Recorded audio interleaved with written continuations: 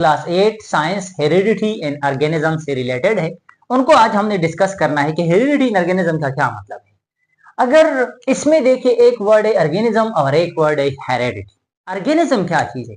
Organism का जो proper definition ये है कि ऑर्गेनिज्म वो होता है जिसके पास प्रॉपर सिस्टम होता है,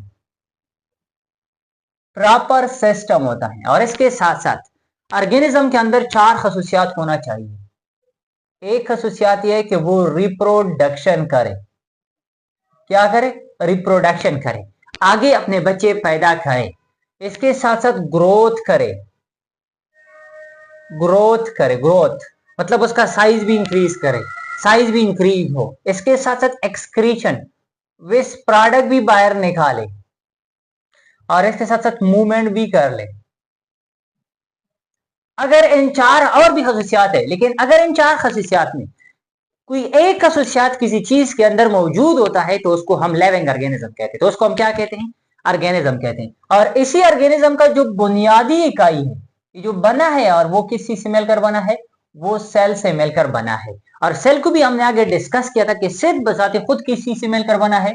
सेल बजाते खुद एटम से मिलकर बना है। सेल किस चीज से मिलकर बना है? एटम से बना है। तो आगे हम इसको मजीद डिस्कस नहीं करते कि ऑर्गेनिज्म की कितने टाइप्स है, यूनिसेलुलर और मल्टीसेलुलर वगैरह वगैरह। अब नेक्स्ट टॉपिक है हेरिडिटी इन ऑर्गेनिज्म। इसी चैप्टर के अंदर हमने ये डिस्कस करना है कि एक सेल 2 में किस तरह डिवाइड होते हैं। और सेल तो अभी सेल का मतलब ये है कि it is the basic structural and functional unit of living organism.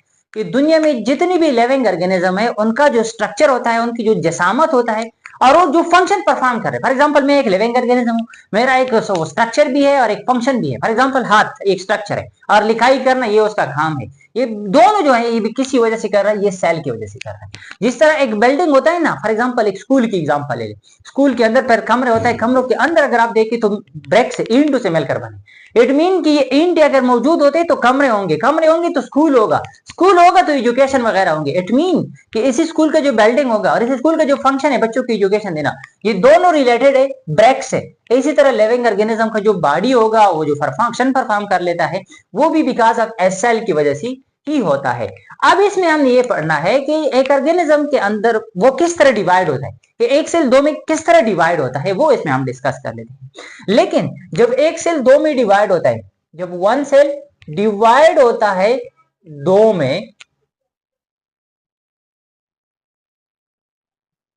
ये डायरेक्टली डिवाइड नहीं होता कि बस हमने कहा कि बस डायरेक्टली एक सेल को हमने 2 में डिवाइड कर लिया है।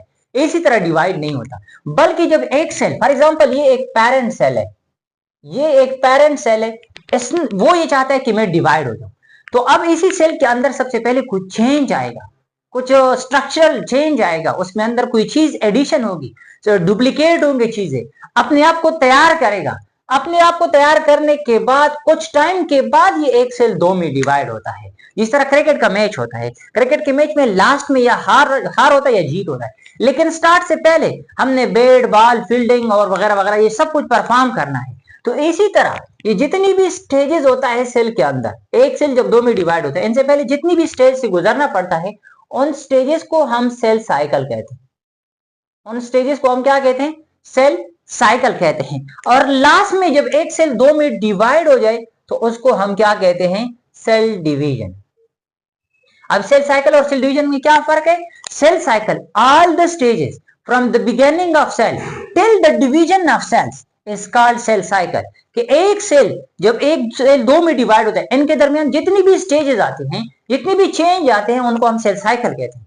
और लास्ट में जब the actual division of cell into two cell is called cell division, तो इसको हम क्या कहते हैं? सेल डिवीजन कहते हैं। अब हम आते हैं हेरेडिटी। कि हेरेडिटी क्या चीज है? हेरेडिटी का मतलब यह है कि जब एक सेल 2 में डिवाइड होता है, या एक ऑर्गेनिज्म है, एक ऑर्गेनिज्म है, उनसे जब खसूसियात उसके बच्चों में ट्रांसफर होते हैं, तो जरूरी नहीं है कि उनमें सारे खसूसियात बच्चों में ट्रांसफर होते हैं। आपको पता है कि एक होता है मेल और एक फीमेल होता है, एक मेल और फीमेल होता है। ये जो दोनों आपस में कंबाइन होकर के सेक्स वगैरह इंटरकोर्स करने के बाद यहाँ पे क्या पैदा होता है? चाइल्ड पैदा होते हैं। अब ये जो बच्चा होता है, इनमें माँ के खसूसियात भी हो सकते हैं और उनके अंदर बाप के खसूसियात भी हो सकते हैं। तो अब हेरेडिटी का मतलब ये है कि वो करेक्टर जो बच्चों के अंदर भी मौजूद, जो माँ बाप के अंदर भी मौजूद है और बच्चों के अंदर भी मौजूद है। इसका मतलब है कि माँ बाप से जो बच्चों के अंदर ट्रांसफर हुई है, उस करेक्टर को हम क्या कहते हैं? उस करेक्टर को हम हेरेडिटी कहते हैं। उस करेक्टर को हम क्या कहते हैं? हेरेडिटी। फॉर एग्जांपल, आपके बाप के आंखें जो होते हैं वो ब्लैक है और उसके बच्चों के आंखें भी ब्लैक है। इट मीन कि ये ब्लैक आई का जो करेक्टर होता है वो उसके बाप से उसके अंदर आए हैं। इट मीन कि ये उसका क्या है? हेरेडिटी है। लेकिन कुछ खसूसियात ऐसे होंगे कि न माँ की तरह होंगे और न बाप की तरह होंगे, बल्कि डिफरेंट डिफरेंट करेक्टर होंगे। क्या होंगे? डिफरेंट करेक्टर होंगे, डिफरेंट करेक्टर। उस डिफरेंट करेक्टर वाले को हम क्या कहते हैं? उसको हम वेरिएशन कहते हैं। उसको हम क्या कहते हैं? वेरिएशन कहते हैं। वेरिएशन का मतलब चेंज हुआ है, ना माँ के अंदर मौजूद था ना बाप के अंदर, लेकिन बच्चों के अंदर डेवलप हो गया, तो इसको हम वेरिएशन कहते हैं। और ये वेरिएशन किसकी वजह से होता है? ड्यू टू मियासिस की वजह से होता है। किसकी वजह से होता है? मियासिस की वजह से होता है। अब हम मियासिस को भी डिस्कस करते हैं कि क्या होते हैं। अच्छा, अब जब सेल डिवाइड होता है तो सेल डिवीजन के दो स्टेजेस होते हैं। एक होता है माइटोसिस और दूसरा जो होता है वो है मियासिस। अब माइटोसिस में क्या होता है कि ये वो डिवीजन होते हैं जिसमें पेरेंट सेल के पास जितनी भी क्रोमोसोम होते हैं उनके बच्चों के अंदर भी उतनी ही क्रोमोसोम होते हैं। फॉर एग्जांपल, एक पेरेंट है, ह्यूमन की एग्जांपल अगर आप ले लें, उसके पेरेंट के अंदर, इसको हम पेरेंट सेल कहते हैं, पेरेंट, उसके पास 46 क्रोमोसोम थे। जब ये एक सेल दो में डिवाइड होता है, बच्चों में डिवाइड होता है, तो अगर उसके बच्चों के अंदर भी 46 क्रोमोसोम होते हैं तो it's this is called mitosis. तो इसको हम क्या कहते हैं? माइटोसिस। कि जितने क्रोमोसोम उसके माँ बाप के अंदर होते हैं, अगर उसके इतने क्रोमोसोम उसके बच्चों के अंदर मौजूद हो गए तो इसको हम क्या कहते हैं? उसको हम माइटोसिस कहते हैं। क्या कहते हैं? माइटोसिस। या एक और डिफिनेशन भी कर सकते हैं। फॉर एग्जाम्पल, ये 2n है, 2n का मतलब डिप्लॉइड है। ये क्या है? डिप्लॉइड। डिप्लॉइड का मतलब जिनके पास कंप्लीट सेट ऑफ क्रोमोसोम होता है। अगर बच्चों के अंदर भी 2n हो गया, बच्चों के अंदर भी 2n है, तो इस प्रोसेस को भी हम क्या कहते हैं? माइटोसिस कहते हैं। अब माइटोसिस जो होगा, ये होगा, ये आपके बॉडी के अंदर सोमैटिक सेल के अंदर होते हैं, सोमैटिक सेल के अंदर होते हैं। माइटोसिस जो होता है ये सोमैटिक सेल के अंदर होता है। अब सोमैटिक सेल का क्या मतलब है? आपकी बॉडी के अंदर जितनी भी सेल होते हैं ना, उन सबको हम सोमैटिक सेल कहते हैं। लेकिन दो ऐसे सेल है, एक मेल के अंदर है और एक फीमेल के अंदर है, जिसको हम सोमैटिक सेल नहीं कहते। और वो सेल जो है वो है सेक्स सेल, सेक्स सेल। और वो मेल के अंदर स्पर्म है, मेल के अंदर स्पर्म और फीमेल के अंदर एग्स। इन दो के अलावा बाकी जितनी भी सेल है आपकी बॉडी के अंदर उसको हम सोमैटिक सेल कहते हैं। और सोमैटिक सेल को हम एक और नाम से भी पुकार सकते हैं, बॉडी सेल। ये सारे एमसीक्यूज है, इसको हम क्या कहते हैं? बॉडी सेल कहते हैं। नेक्स्ट, माइटोसिस के अंदर ये होता है कि इनमें एक सेल 2 में डिवाइड होता है। One cell will be divided into 2। एक सेल कितने डिवाइड होता है? 2 में डिवाइड होते हैं। और इसके साथ साथ इसमें खसूसियात जो होंगे बिल्कुल पेरेंट की तरह होंगे, इसमें कोई वेरिएशन नहीं होगा, कोई चेंज नहीं होगा।